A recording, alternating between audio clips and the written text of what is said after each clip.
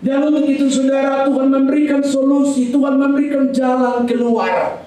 Supaya manusia lepas dari namanya maut, dari kematian. Supaya manusia bisa memiliki hidup yang kekal. Bukan hidup yang sementara, tapi hidup yang kekal bersama dengan Tuhan. Itulah pikiran Tuhan, program Tuhan, itulah rencana Tuhan. Bagaimana caranya supaya manusia memiliki hidup yang kekal.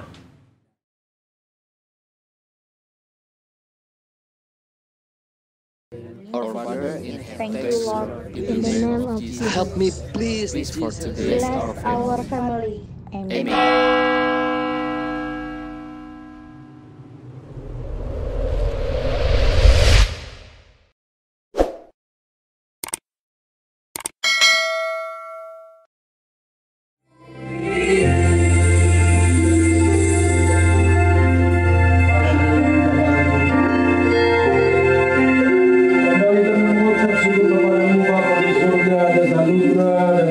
Setiamu yang begitu baik, yang begitu sempurna bagi kami semua. Kau yang sudah memberikan kekuatan, semangat baru bagi kami, untuk kami dapat berkumpul beribadah, memuji, membesarkan nama-Mu ya Tuhan. Dan hari ini di mana hari Paskah ya Tuhan, kami boleh duduk merenungkan kebaikan-Mu bagi kami, bahkan bagi seluruh dunia ya Tuhan. Terima kasih ya Tuhan, sebentar kami akan merenungkan firman-Mu. Urapi kami semua dan berkati kami lewat firman-Mu ya Tuhan. Urapi juga hamba-Mu dalam menyampaikan. Dan kami percaya kami semua adalah orang-orang yang diberkati oleh Tuhan. Haleluya, haleluya. Saudara yang siap dengarkan firman Tuhan bersama, katakan amin, amin. Baik, silakan duduk kembali Bapak Ibu Saudara yang dikasihi dalam Tuhan.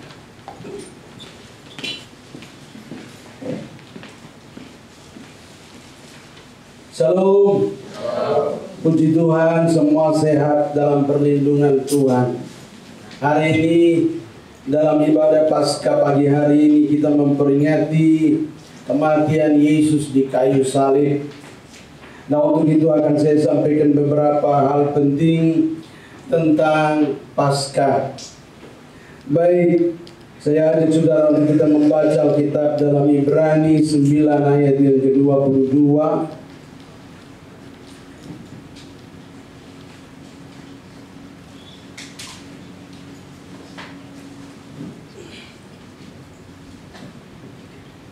Ibrani 9 ayat yang ke-22. Pagi ini temanya darah Yesus berkuasa. Ibrani 9 ayat yang ke-22. Saya akan bacakan, Bapak Ibu Saudara dapat memperhatikan. Ibrani 9 ayat yang ke-22.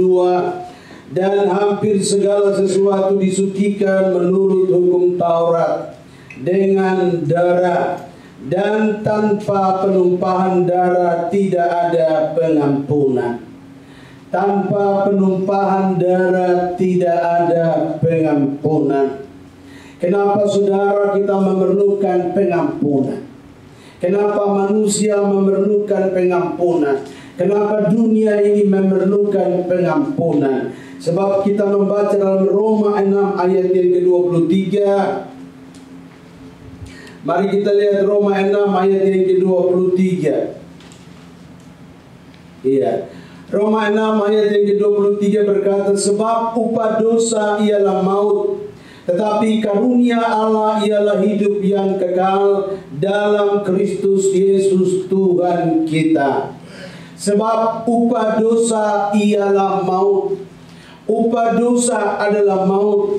Jadi mengapa kita perlu pengampunan dosa? Karena kita berkata manusia telah berdosa dan upah daripada dosa adalah maut. Manusia pasti mengalami namanya maut atau kematian. Nah, itu menggambarkan bahwa ada dosa. Jadi karena ada dosa maka manusia pasti mati. Itu sudah hukumnya. Sebab itu di seluruh dunia tidak ada manusia yang tidak mati. Semua manusia pasti mati. Nah, kalau semua manusia di seluruh dunia pasti mati, itu menggambarkan bahwa ada dosa. Akibat dosa itulah yang membuat manusia mati. Nah saudara, jadi ada satu masalah besar yang sedang dihadapi oleh seluruh manusia di dunia, yaitu masalah kematian. Dan masalah kematian ini tidak ada solusinya. Dunia tidak sanggup memberikan solusi, jalan keluar bagaimana manusia keluar dari namanya maut atau kematian. Sampai hari ini belum ada ahli-ahli dokter-dokter yang hebat untuk menemukan obat yang kalau diminum dan tidak mati, artinya hidup selama-lamanya. Belum kita temukan seperti itu. Nah sebab itu saudara, Alkitab menjelaskan dalam kitab Roma bahwa memang upah dosa adalah kematian.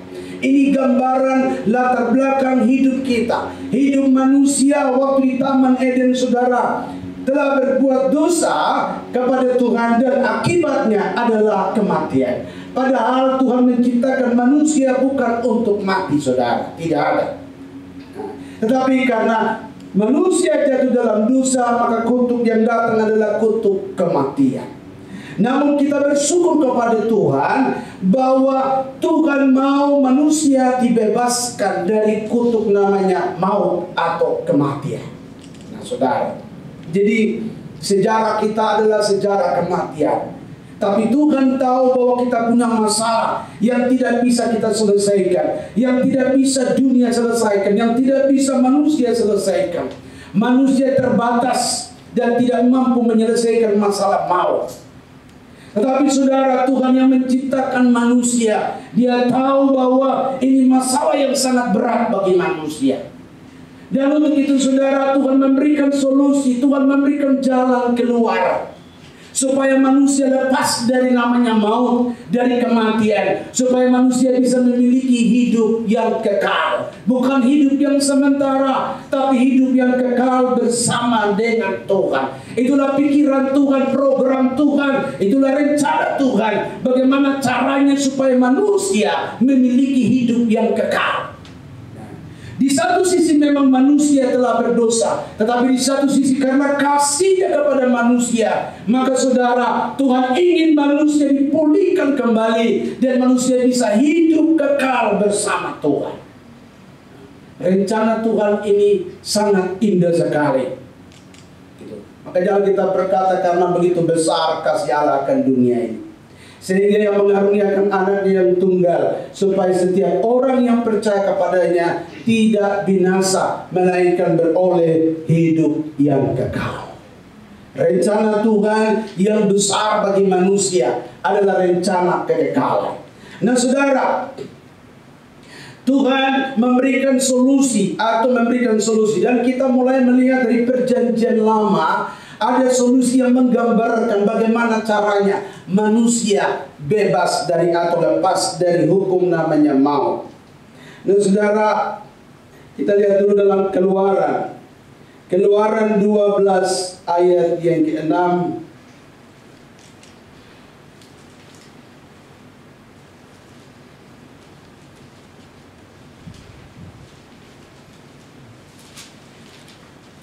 Keluaran 12. Iya. Keluaran 12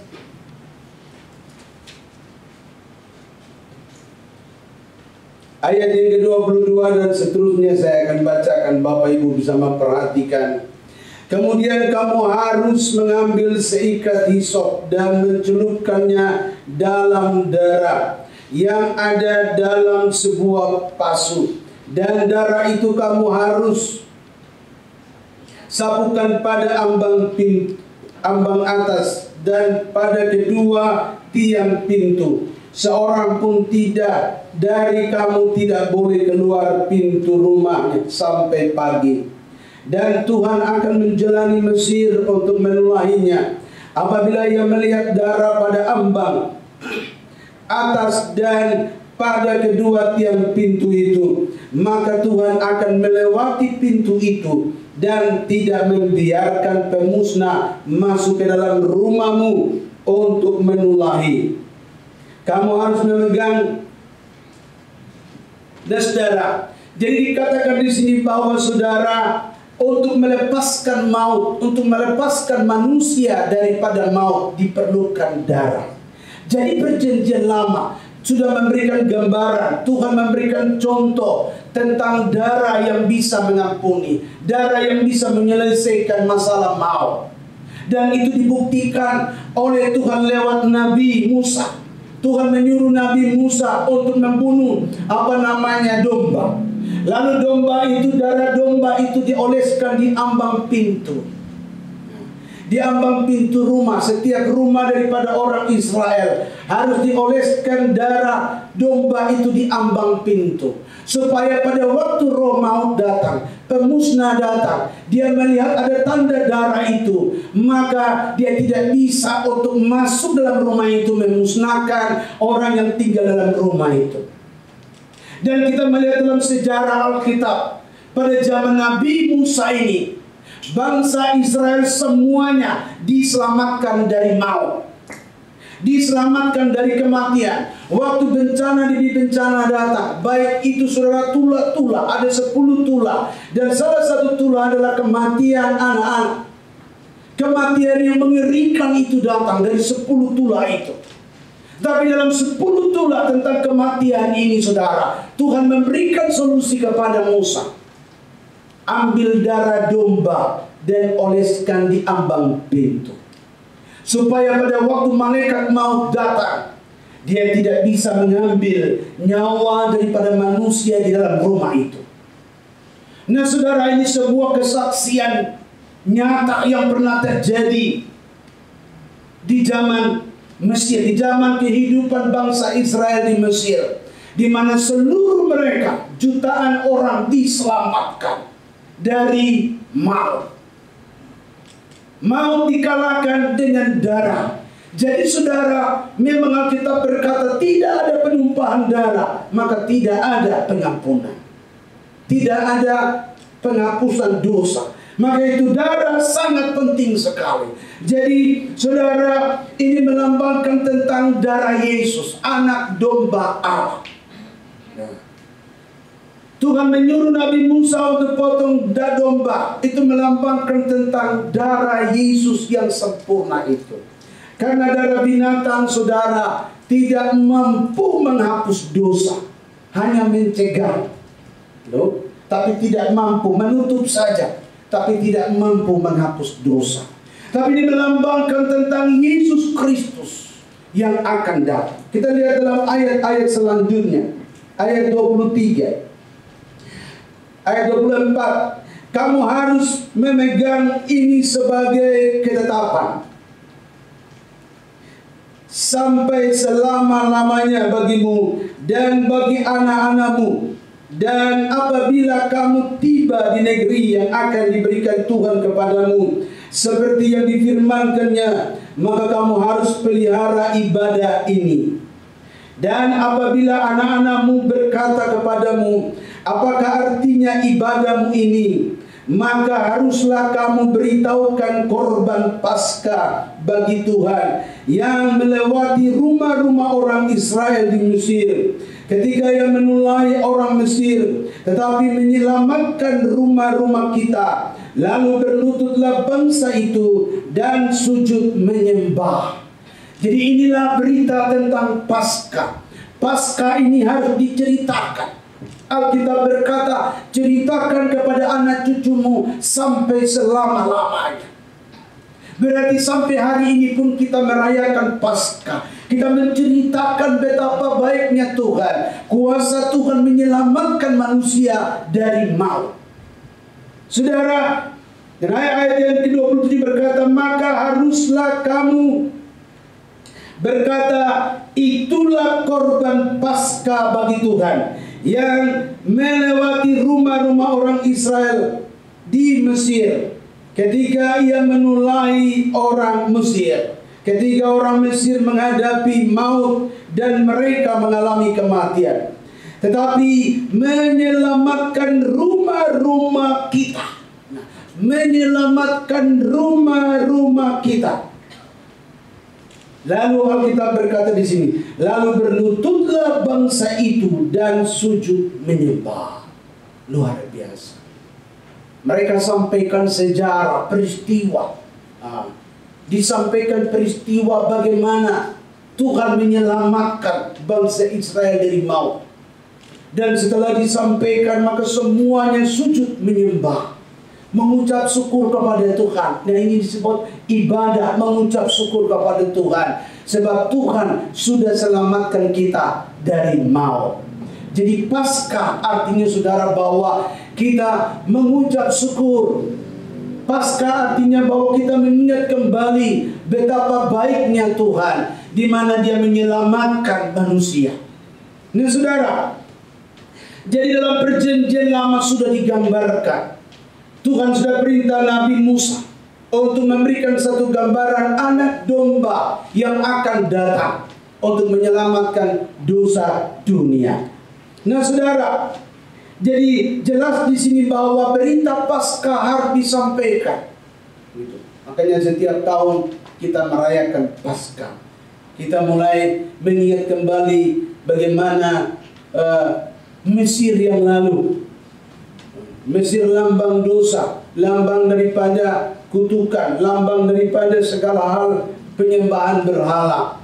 Tapi kita sudah dipanggil keluar dari Mesir untuk datang dalam tanah-tanah perjanjian, Kanaan atau surga.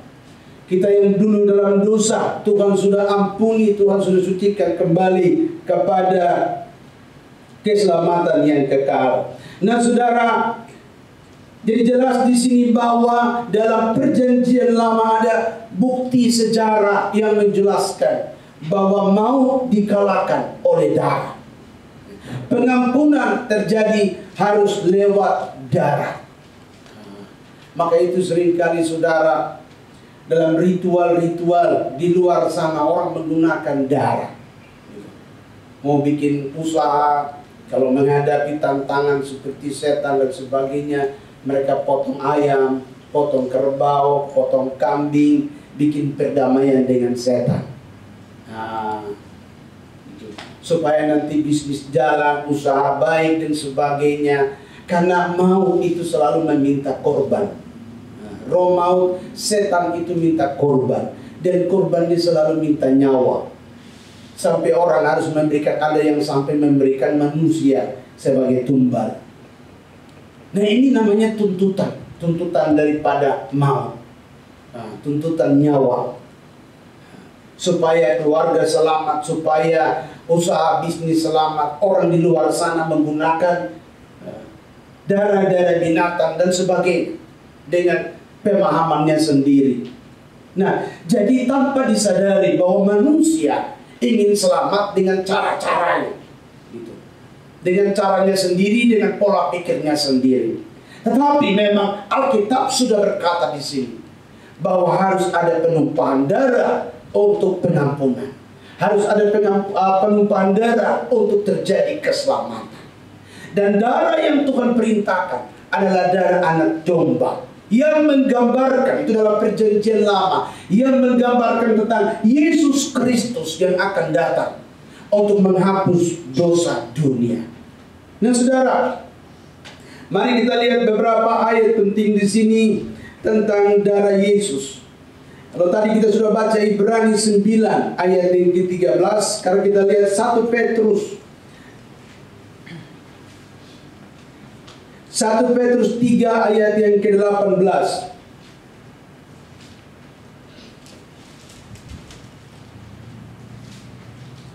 1 Petrus 3 ayat yang ke-18.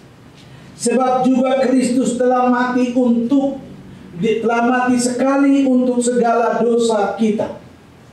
Ia yang benar untuk orang-orang yang tidak benar, supaya ia membawa kita kepada Allah. Ia telah dibunuh dalam keadaannya sebagai manusia, tetapi yang telah dibangkitkan menurut roh. Jadi Alkitab menjelaskan di sini, ia telah dibunuh, melambangkan bahwa saudara, domba, anak domba itu harus dibunuh. Dalam perjanjian lama, anak domba harus dibunuh supaya darahnya diambil, dioleskan di ambang pintu. Dan roh maut atau kematian tidak bisa masuk. Nah sebab itu Yesus datang menggenapinya. Kenapa Yesus harus datang? Karena darah binatang tidak bisa menyucikan dosa manusia. Nah ini masalahnya. Jadi perjanjian lama hanya menggambarkan saja bahwa nanti akan datang. Nanti akan datang Yesus Kristus sebagai anak domba Allah yang akan menyucikan dosa manusia. Jadi manusia harus disucikan dosanya, baru bisa selamat, baru bisa masuk surga. Manusia tidak bisa masuk surga tanpa penyucian lewat darah Yesus. Tanpa darah tidak ada pengampunan. Artinya tidak bisa ada penyucian. Nah, tidak bisa masuk surga kalau tanpa ada penyucian lewat darah. Nah sebab itu saudara, memang zaman Musa, zaman perjanjian lama diperintahkan untuk menggambarkan bahwa Yesus, darah domba Allah itu akan datang. Nah kita lihat di sini bahwa sebab jika juga Kristus telah mati. Nah, jadi Kristus benar-benar mati sekali untuk segala dosa kita, sekali saja. Kalau zaman perjanjian lama saudara, imam-imam setiap tahun harus mengadakan korban, baik itu darah domba maupun darah lembu atau darah sapi. Itu Taurat hanya menggambarkan saja. Makanya setiap tahun ada upacara kurban binatang kalau perjanjian lama. Nah, di luar sana masih ada seperti itu, tapi itu perjanjian lama, hanya menggambarkan saja. Nah saudara, tapi Yesus Alkitab berkata hanya sekali saja. Makanya orang Kristen tidak lagi mengadakan korban. Nah, korban binatang baik itu darah domba maupun darah kerbau atau darah sapi dan sebagainya. Orang Kristen tidak lakukan itu lagi. Kenapa? Karena Alkitab berkata Yesus mati sekali sebagai korban untuk menghapus dosa dunia untuk selama-lamanya. Ya. Nah kita bersyukur saudara bahwa kita yang hidup, yang percaya kepada Yesus, tidak perlu kita bikin hari raya kurban lagi saudara. Enggak perlu saudara. Kalau seandainya harus demikian saudara, maka bagaimana dengan orang yang tidak bisa beli sapi, tidak bisa beli kambing saudara? Wah repot. Dosanya tidak diampuni nah saudara. Repot. Zaman Taurat itu berat saudara. Gitu. Dosa kecil, dosa besar ada ukurannya itu. Harus pakai burung merpati. Nah, kalau sudah dosa besar sudah repot lagi. Nah, tapi semuanya dosa. Maka itu kalau kita baca Taurat, hidup dalam zaman Taurat itu berat. Satu salah, semua salah. Walaupun 9 sudah benar, tapi salah satu berarti semua tetap salah. Kalau kita ujian, salah satu ya dapat nilai 9. Gitu. Tapi kalau saudara hukum Taurat tidak. Salah satu, semua salah. Nih, jadi tidak ada orang yang sanggup hidup di zaman hukum Taurat. Tidak ada manusia yang bisa hidup di zaman atau hidup dengan hukum-hukum Taurat itu. Nah saudara, tapi kasih karunia kita dibebaskan dari segala hukum demikian. Yesus yang menanggung semua itu. Nah saudara, dikatakan di sini sebab juga Kristus telah mati sekali. Nah, untuk segala dosa kita. Jadi untuk semuanya. Bukan satu dosa, semua dosa. Ia yang benar untuk orang-orang yang tidak benar. Dia adalah yang benar. Maka itu diperlukan darah domba yang tidak bercacat. Dalam perjanjian lama saudara diharuskan darah domba dan domba jantan. Sudah domba jantan itu harus yang tidak bercacat. Jadi domba itu harus diperiksa, dicek dia sakit atau tidak. Atau jangan sampai dia pincang. Harus sempurna, harus tidak bercacat celah. Nah, lalu dikurung selama 14 hari domba itu. Artinya dikurung supaya disucikan dulu, dikurung dulu. Baru kemudian nanti dicurahkan darah. Nah saudara, itu satu gambaran yang, nah kalau sekarang ini COVID harus dikurung 14 hari juga. Saya pikir-pikir supaya melewati maut kan.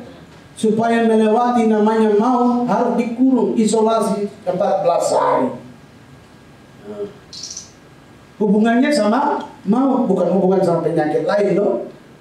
Hubungan sama maut. Nah, supaya jangan kontaminasi dengan yang lain, maka harus diisolasi selama 14 hari lagi. Sepertinya COVID ikut-ikut ini firman Tuhan juga. Supaya melepaskan diri dari maut ya. Diisolasi 14 hari, baru darahnya itu diambil, dioleskan di ambang pintu. Maka selamatlah seluruh keluarga itu. Seperti keren-keren juga seperti COVID ya. Nah, baik kita lihat di sini. Ia yang benar untuk orang-orang yang tidak benar. Yesus benar, Yesus tidak berdosa, tidak bercacat celah. Nah, jadi Yesus adalah lambang daripada domba yang tidak bercacat celah, yang diserahkan supaya bisa menebus dosa manusia. Supaya ia membawa kita kepada Allah. Jelas sekali, Tuhan memerlukan yang tidak bercacat celah, tidak berdosa, supaya ia membawa kita kepada Allah, supaya hubungan kita manusia kembali bisa bersatu dengan Tuhan, manusia bisa kembali hidup bersama dengan Tuhan. Saudara, ia telah dibunuh dalam keadaannya sebagai manusia. Sebagai manusia, ia telah dibunuh dalam keadaannya sebagai manusia. Jelas Alkitab berkata di sini. Jadi yang mati bukan kealahannya, tapi Yesus sebagai manusia. Yesus adalah Allah 100%, tapi dia juga manusia 100%. Allah datang menjadi manusia, dan dalam kematiannya dia mengambil rupa sebagai manusia. Dan memang benar-benar dia adalah manusia, baru dia bisa mati. Nah, kalau dia tetap Allah, tidak bisa mati. Jadi Allah tidak bisa mati, itu benar. Tapi karena dia mengambil rupa seorang manusia, dia meninggalkan kealahannya, keilahiannya, saudara. Maka saudara, dia bisa mati untuk menanggung dosa kita. Nah, kenapa perlu harus Allah yang datang mati bagi manusia? Karena di seluruh kolong langit ini, saudara, tidak ada lagi yang suci, tidak ada lagi yang kudus. Diperlukan darah yang suci, darah domba yang kudus, tidak bercelah. Nah, cari domba yang tidak bercelah, cari korban yang tidak bercelah, tidak ada. Manusia saja sudah berdosa, apalagi binatang. Nah, semua makhluk tidak ada yang layak untuk menebus dosa manusia, tidak ada. Baik nabi, baik rasul, semuanya lahir dari dosa. Kita semua lahir dari dosa dan tidak layak untuk menebus dosa sesama kita, tidak bisa. Nah, diperlukan korban darah. Nah, darah yang suci, darah yang tidak bercacat celah. Dari mana darah itu? Dicari di seluruh alam raya, tidak ada. Hanya Allah sendiri yang harus datang. Lahir dari kandungan Maria. Di dalamnya ada darah, betul? Lahir dari kuasa Roh Kudus, menjadi benih manusia lahir. Di dalam dirinya ada darah. Dan darah yang di dalam darah Yesus, itu darah yang memiliki nyawa kekal. Nah, ini yang hebat. Setan tidak tahu bahwa di dalam darah Yesus itu ada nyawa Allah sendiri. Halo? Jadi kenapa darah Yesus itu begitu berkuasa? Kenapa darah Yesus itu suci, kudus, dan sangat berkuasa? Karena di dalam darah Yesus itu ada nyawa Allah sendiri. Alkitab berkata, aku telah memberikan nyawaku bagi domba-dombaku. Betul? Kematian Yesus itu adalah dia memberikan nyawa Allah sendiri. Nyawanya, nyawa kekekalan itu. Dia berikan kepada kita. Jadi nyawa Tuhan yang diberikan.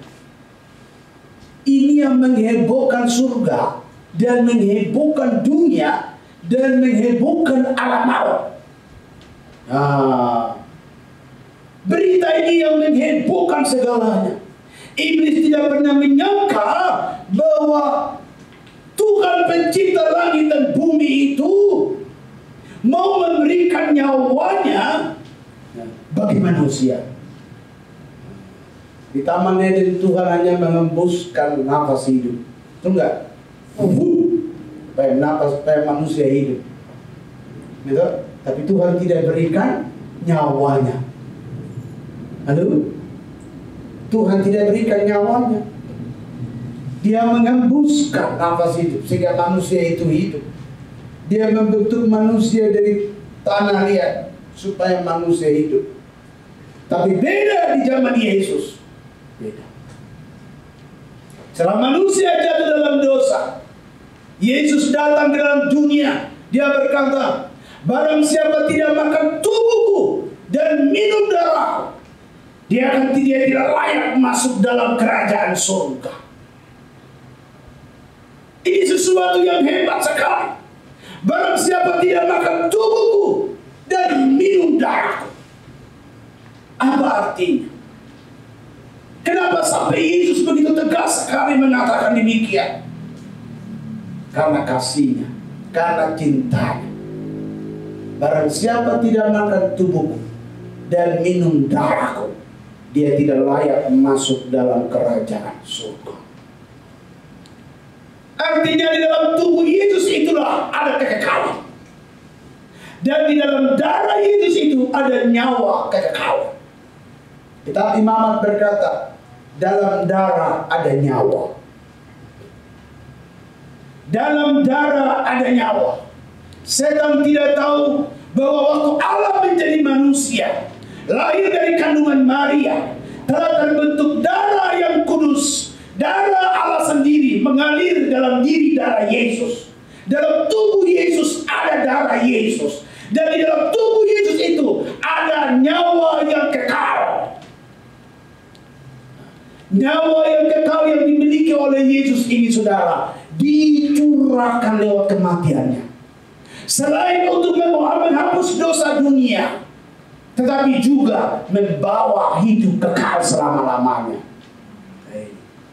Jadi bukan hanya menghapus dosa saja, bukan hanya menutup dosa saja seperti perjanjian lama. Tetapi saudara, di saat manusia sudah jatuh dalam dosa, kasih Allah yang sempurna itu dicurahkan lewat darah yang tercurah itu. Ada pengampunan, ada kesembuhan, ada mujizat, ada segala hal, ada berkat, ada semuanya. Tetapi lebih daripada itu yang setan tidak tahu, yaitu apa? Ada nyawa kekekalan yang sudah Tuhan bagikan kepada manusia. Inilah yang membuat setan tidak mengerti, saudara. Selama Yesus ada di bumi, dia melakukan mujizat, orang lumpuh berjalan, buta melihat, dan sebagainya. Setan pun belum mengerti. Halo? Gitu. Setan masih anggap biasa-biasa. Mungkin dia pikir dia juga bisa buat begitu kan. Nah, tapi pelan-pelan sampai di Getsemani. Setelah Getsemani, Yesus disalibkan, mati disalib. Kepala Panglima Romawi berkata, sungguh dia ini anak Allah. Disinilah kita melihat, saudara, bahwa di saat Yesus mati disalib inilah setan dikalahkan.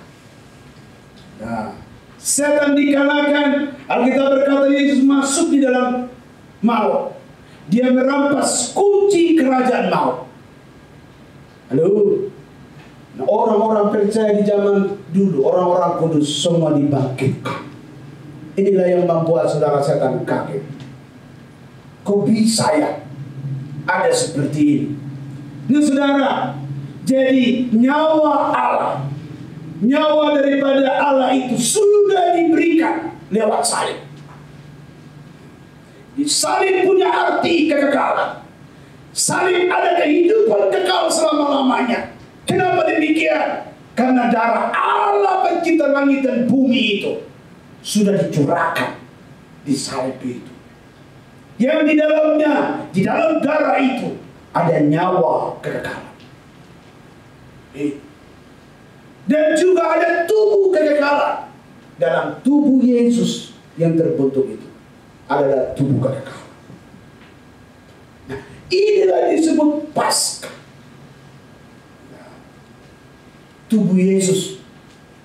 Maka Yesus berkata, barang siapa tidak makan dan minum darahku, dia tidak layak masuk kerajaan surga. Kerajaan surga itu kekal selama-lamanya. Untuk hidup di kerajaan surga, Alkitab berkata, tubuh dan daging ini tidak layak. Darah dan daging kita tidak bisa masuk hidup kekal dalam kerajaan surga. Kita memerlukan tubuh yang baru, tubuh yang kekal. Dari mana tubuh yang kekal itu? Harus turun dari surga. Maka Yesus berkata, kamu makan roti yang dari zaman yang turun di zaman Musa itu. Roti yang turun itu kamu makan, kamu tidak hidup kekal. Tapi roti yang turun dari surga, itu yang membuat hidup kekal.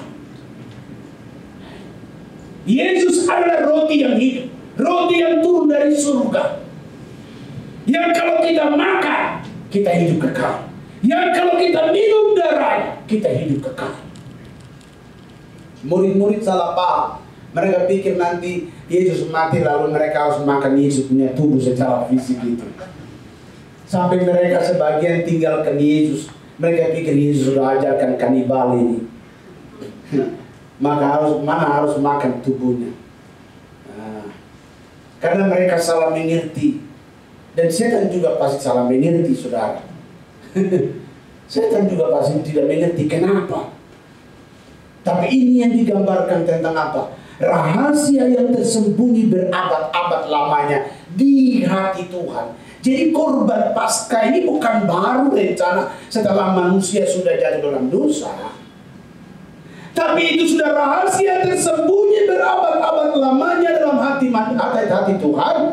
Bahwa Tuhan ingin membentuk satu manusia segambar serupa dengan dirinya. Dan manusia itu harus hidup kekal bersama dia dalam kerajaan surga. Nah, ini itu sudah program Tuhan. Rencana Tuhan dan iblis tidak tahu. Rahasia yang tersembunyi berabad-abad lamanya terjadi di Golgota. Lewat kematiannya, lewat salib itu adalah lahirnya rahasia yang berabad-abad di hati Tuhan. Digenapi di salib. Di mana apa? Darahnya, nyawanya. Pemberian terbaik yang diberikan oleh Allah adalah hidupnya. Itu pemberian yang terbaik. Bukan kekayaan, bukan semua emas, perak, intan, permata, alam semesta. Ini semua dia cuma berfirman dan jadi. Bagi Tuhan itu nggak ada apa-apanya. Dia ngomong jadi semua jadi. Tapi pemberian yang paling berharga, yang paling mahal yang dia berikan adalah apa? Nyawanya. Itu yang paling berharga. Dan kita berkata tidak ada lagi yang lain. Tidak perlu korban yang lain. Karena korban yang paling mahal, yang paling sempurna adalah kematian Yesus di kayu salib. Makanya kita berkata kamu telah dibeli dengan darah yang mahal. Darah yang mahal ini bukan seukuran pikiran kita. Membeli handphone lalu kita bilang, oh ini mahal sekali. Nah, itu sudah pemikiran kita terbatas. Darah yang mahal di sini artinya apa? Surga pun terheran-heran. Kok bisa Allah pencipta langit dan bumi mau memberikan nyawanya bagi manusia yang dalam tanda tanya sudah berdosa? Tapi inilah kasih Allah itu. Jadi kasih yang sempurna itu selesai. Makanya kalau dalam drama, dulu ada drama YWN, sebesar apa kasihmu kepadaku? Nanti dia bilang begini. Ditanya sama pacarnya, sebesar apa kasihmu kepadaku? Dia tanya lagi sama ibunya, sebesar apa kasih ibu kepadaku? Ibunya bilang begini. Tanya lagi kepada bapaknya, sebesar apa kasihmu kepadaku? Sebesar ini. Lalu dia bilang, wah, semuanya kasihnya cuma sebegini, begini, begini. Begitu dia ketemu Yesus, dia tanya, Yesus, sebesar apa kasihmu kepadaku? Yesus berkata, begini, begini, begini, begini. Anak itu kaget-kaget. Kasih Yesus ini lebih besar dari pacarku, lebih besar juga daripada orang tuaku. Lalu Yesus bilang begini, tunggu lagi, ada lagi. Oh gitu ya. Gini, begini, sampai mati di salib. Kasih Yesus sampai begini, tidak ada lagi. Semuanya telah dia berikan. Itu menggambarkan kasih Yesus. Nah saudara, jadi Yesus telah memberikan semuanya. Yang paling berharga di surga, di bumi, di alam raya, itu adalah hidupnya dia sendiri. Itu yang paling berharga. Selain itu tidak ada. Harta benda sementara, semua itu sementara. Tapi hidup kekal, itu yang paling berharga. Dan hidup kekal tidak dimiliki oleh binatang. Tidak bisa. Tidak ada binatang mati. Hidup kekal tidak dimiliki oleh semua manusia yang ada di dunia ini. Tidak ada satu manusia yang memiliki hidup kekal itu. Tidak ada nabi-nabi, tidak ada rasul-rasul, tidak ada dewa-dewa yang memiliki kekekalan itu. Tidak ada. Kekekalan itu hanya dimiliki oleh satu pribadi, Tuhan pencipta langit dan bumi. Dan kekekalan itulah yang dibagikan kepada kita. Caranya lewat proses apa? Lahir dari kandungan Maria, mati di salib, keluar darahnya. Di dalam darahnya itu ada nyawa kekekalan. Lalu dia berikan kepada kita. Kenapa firman yang berkata sebelum Yesus mati di kayu salib, dia berkata dalam Yohanes, gembala yang baik memberikan nyawanya bagi domba-domba. Betul? Itulah yang membuat hidup kekal. Jadi bicara kekekalan, bicara masuk surga, harus punya kriteria yang jelas. Kriteria pertama, harus punya tubuh yang kekal. Yang kedua, harus memiliki nyawa yang kekal. Karena surga kekal, tidak bisa kita membawa tubuh yang fana masuk ke surga. Alkitab berkata tubuh manusia kembali menjadi tanah. Karena kita asal dari tanah. Tidak ada ayat bilang tubuh manusia akan masuk surga. Tidak ada. Halo, kan surga kekal. Nah, tubuh kita kembali menjadi tanah. Tetapi nanti diubahkan dalam tubuh kemuliaan. Yaitu apa? Tubuh yang dari Yesus. Tubuh kemuliaan. Tubuh kemuliaan untuk kita bisa hidup kekal. Seperti Yesus hidup kekal di surga. Dan nyawa yang kekal dia berikan kepada kita supaya kita juga bisa hidup kekal dalam kerajaan surga. Jadi bukan hanya sekedar melepaskan kita dari maut, lepaskan kita dari dosa, lepaskan kita dari sakit penyakit, itu sudah pasti. Tetapi lebih daripada itu, membawa kita masuk dalam kerajaan surga. Itulah Paskah yang Tuhan simpan dalam hatinya berabad-abad lamanya. Di mana dia rindu supaya manusia yang diciptakan segambar serupa dengan dirinya bisa hidup kekal bersama dengan dia dalam kerajaan surga. Kita bersyukur kita sudah percaya kepada Yesus. Maka di dalam Yesus sudah selesai. Saya tambah satu ayat lagi. Dalam 1 Petrus 2 ayat yang ke-24. 1 Petrus 2 ayat yang ke-24. Ya. Dia sendiri telah memikul dosa kita di dalam tubuhnya, di kayu salib, supaya kita yang telah mati terhadap dosa hidup untuk apa? Kebenaran. Oleh bilur-bilurnya kamu apa? Telah sembuh. Di dalam darah Yesus ada kuasa untuk kesembuhan, untuk mujizat, untuk segalanya. Dia telah memikul dosa kita di salib. Di salib itu menggambarkan bagaimana dosa seluruh dunia, dosa dunia dipikul. Kalau dipikul, ditanggung di atas bahu. Dia yang pikul. Nah, kemudian saudara, satu ayat terakhir di sini. Bukan hanya dosa satu orang, tapi seluruh dunia. 1 Yohanes 2 ayat 2.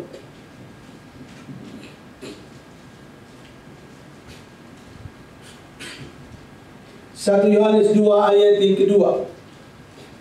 Dan ia adalah pendamaian untuk segala dosa kita.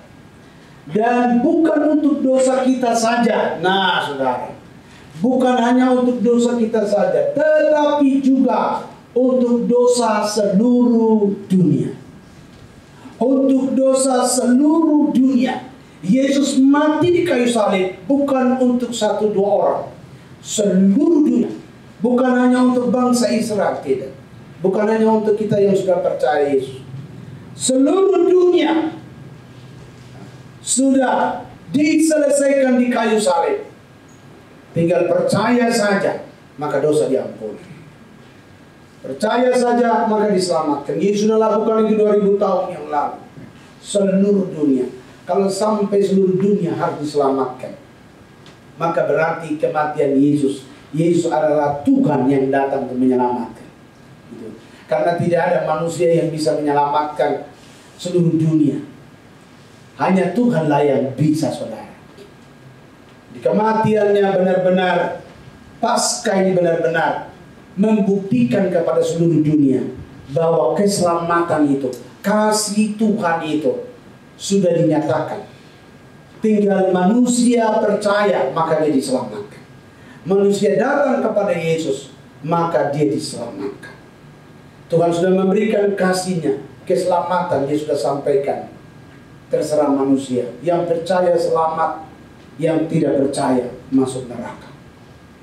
Karena keselamatan hanya datang lewat satu jalan, yaitu Yesus Kristus. Luar biasa. Baik saudara, untuk itu kita akan perjamuan kudus. Haleluya.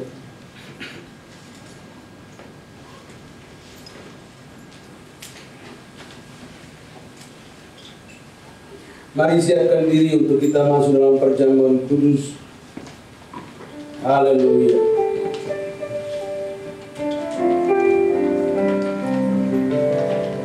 Ku pandang salib.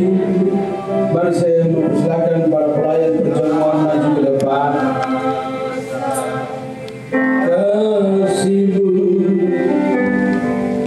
kesukaan dan cambukan telah Kau terima meneteskan darah penebusan.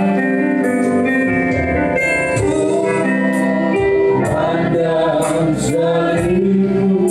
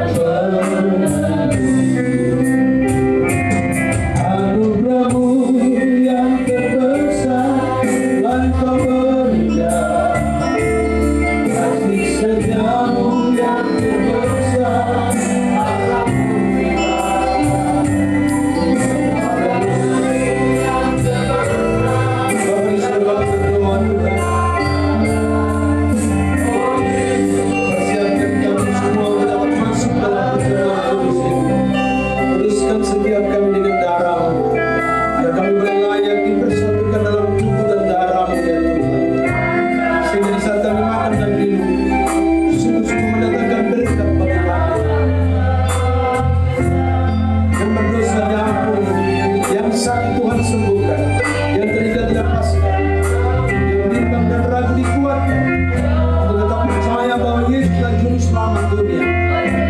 Hari ini kami percaya bahwa kalau Juru Selamat, Engkau yang membawa kami masuk dalam kerajaan. Kami terima berita Paskah, kami terima keselamatan yang daripada-Mu, menjadi bagian dalam semua seluruh hidup kami. Terima kasih Tuhan. Berkati tubuh dan darah-Mu ini, berkati roti dan anggur ini menjadi tubuh dan darah-Mu, agar bisa kami makan dan minum. Sungguh-sungguh mendatangkan berkat bagi kami. Dalam nama Yesus kami berdoa. Haleluya.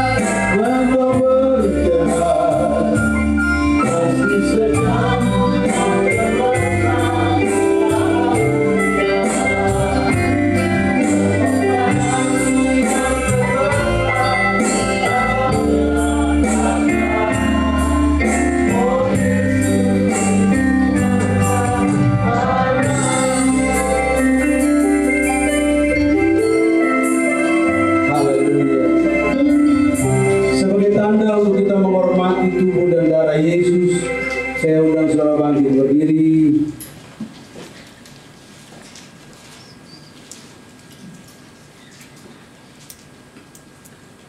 Haleluya. Baik, mari kita angkat tubuh Yesus di tangan kanan dan kita akan berdoa bersama. Haleluya. Haleluya. Baik, kalau semua sudah dapat. Haleluya. Mari kita berdoa. Bapa di surga, Bapa yang kami panggil dalam nama Tuhan kami Yesus Kristus. Saat ini kami mengambil tubuh-Mu yang di dalamnya adalah roti kehidupan yang dari surga.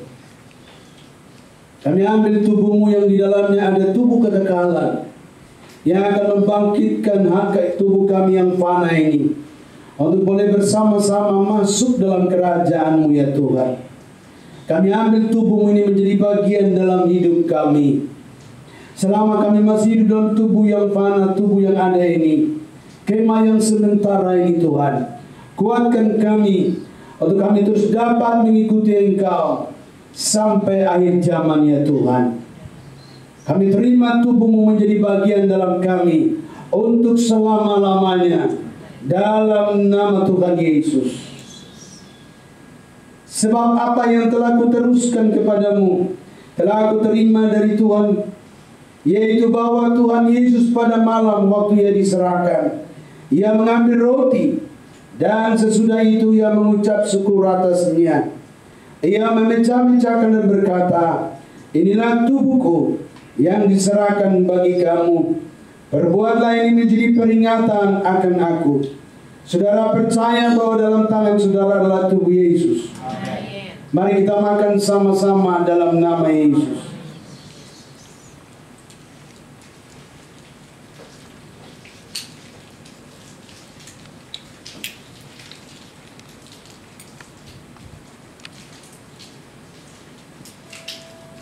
Haleluya. Mari saudara persiapkan darah Yesus derangkap di tangan kanan saudara. Haleluya. Mari kita berdoa. Bapa di surga, kami mengambil darah-Mu yang di dalamnya ada nyawa kekekalan, yaitu nyawa-Mu sendiri, yang membuat kami bisa hidup kekal bersama dengan Engkau dalam kerajaan-Mu, dalam kerajaan surga selama-lamanya. Kami terima darah-Mu menjadi bagian dalam hidup kami, di dalam nama Tuhan Yesus. Pengampunan terjadi, kesembuhan terjadi, pemulihan terjadi, hubungan kami dengan Tuhan terjadi, doa-doa kami dijawab Tuhan, di dalam nama Yesus. Demikian juga Ia mengambil cawan sesudah makan, lalu berkata, cawan ini adalah perjanjian baru yang dimateraikan oleh darahku. Perbuatan ini setiap kali kamu meminumnya menjadi peringatan akan aku. Saudara percaya bahwa di tangan kanan saudara adalah darah Yesus. Amen. Mari kita minum sama-sama dalam nama Yesus.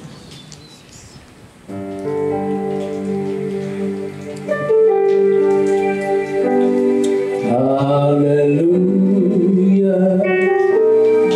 Hallelujah.